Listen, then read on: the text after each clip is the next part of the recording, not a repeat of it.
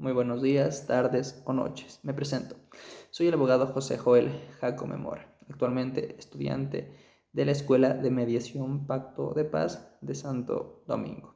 El fin o la razón del porqué de este video es para hablar sobre la importancia que tiene la mediación, porque esta debería ser más reconocida.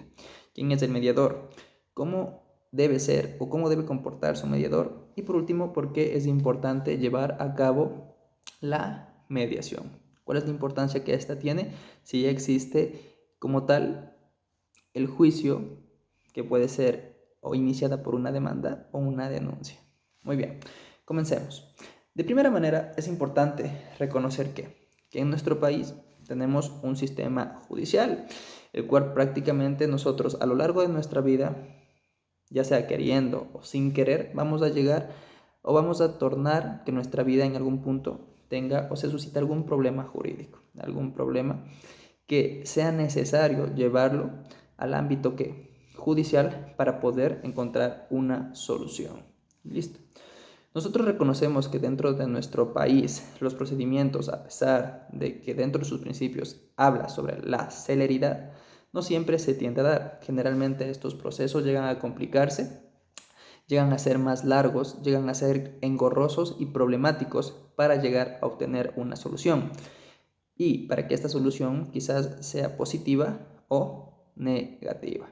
Con esto con esto en mente, con esta idea, prácticamente el Estado cree, entiende y faculta la existencia de una nueva forma de llegar a sanear estos males, de corregir, de llevar a cabo que la persona ofendida y la persona que ofendió lleguen a un acuerdo y que esta situación, este problema que se está dando o aconteciendo, culmine y deje de existir.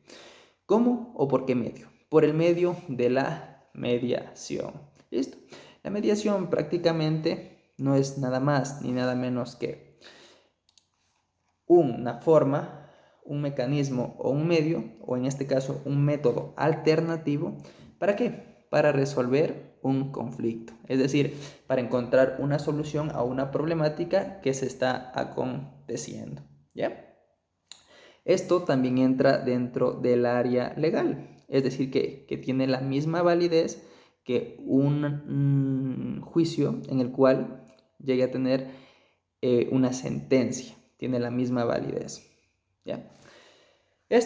La mediación, tiene como finalidad intrínseca, es decir, como su propia finalidad, como su forma de ser, la forma que ésta tiene, el por qué ésta existe, es prácticamente llegar a una solución integral de un conflicto entre las partes que forman parte de este conflicto, ¿ya? Que pueden llegar a ser dos o más personas, evitando llegar a una instancia judicial, evitando llegar a donde el juez, ¿ya?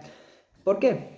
Porque como habíamos hablado, generalmente puede ser que esta forma de obtener justicia tiende a llegar a demorarse, a generar demasiados gastos, a llevarnos o tomar demasiado tiempo para poder efectuarla o que ésta se haya o se encuentre realizada. ¿Ya? Las personas que quieran llevar a cabo la mediación deben tener muy en cuenta de que deben tener voluntariedad de hacerlo. Si bien una de las partes puede realizar una invitación para que esta mediación se dé, es importante reconocer que para que una mediación sea prácticamente desarrollada de una buena manera, sea efectuada de una forma como debería ser, para que obtenga un fin, para que esta mediación nos retribuya, nos solucione el conflicto, ¿ya? Es necesario que las partes estén de acuerdo, que las partes quieran llegar a ese acuerdo. ¿Listo? Las personas que forman parte de la actividad de la mediación, podríamos decir en este caso, para hablarlo, que son tres: la persona que ofendió, la persona que se vio ofendida y la tercera persona que va a ser el mediador. ¿Quién va a ser el mediador?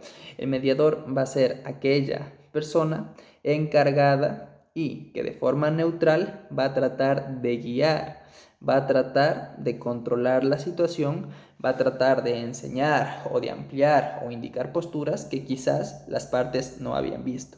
¿Ya?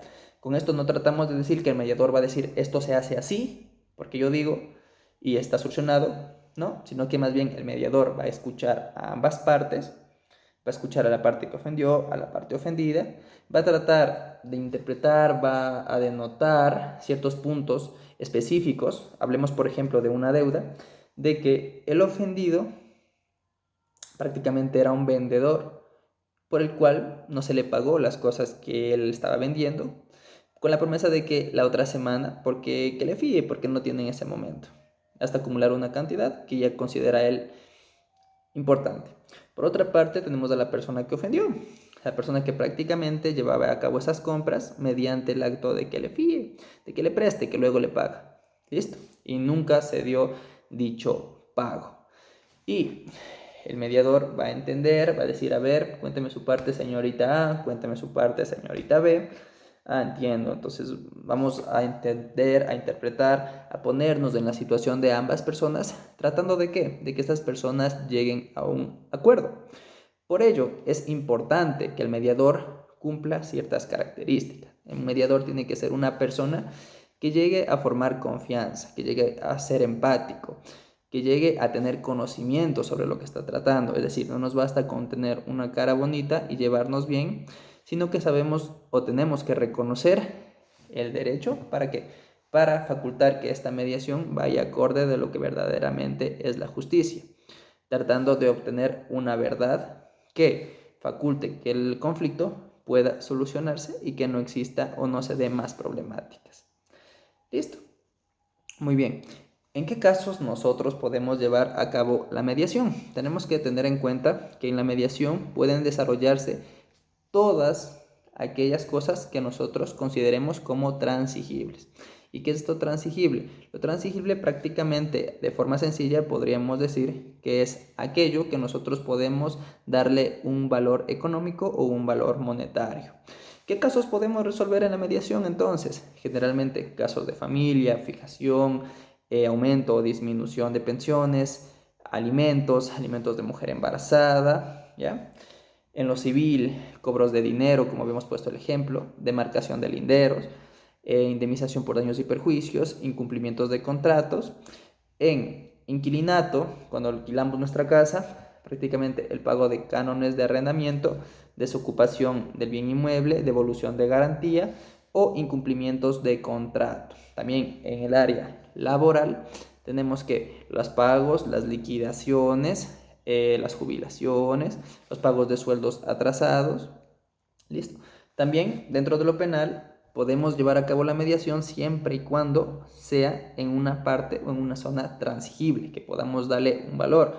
Es decir, si una persona asesina a otra, eso no puede ser tratado por la rama o por la vía de la mediación. Sin embargo, una contravención de tránsito, ¿ya?